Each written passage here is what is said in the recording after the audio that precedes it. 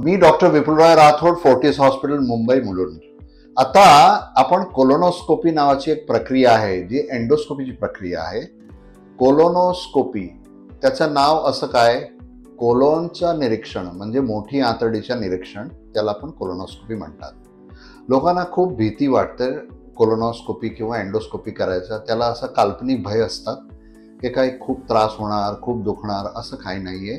आमच्याकडे फोर्टिस हॉस्पिटलला कुठलाही पेशंटला पेन होणार नाही एंडोस्कोपीमध्ये आमच्या हातात, कारण हे सगळे प्रोसिजर मी स्वतः करतो.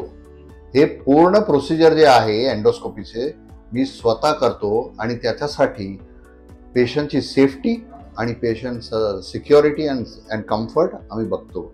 सगळे पेशंटचा एंडोस्कोपी प्रोसिजरमध्ये आम्ही सिडेशन देतो.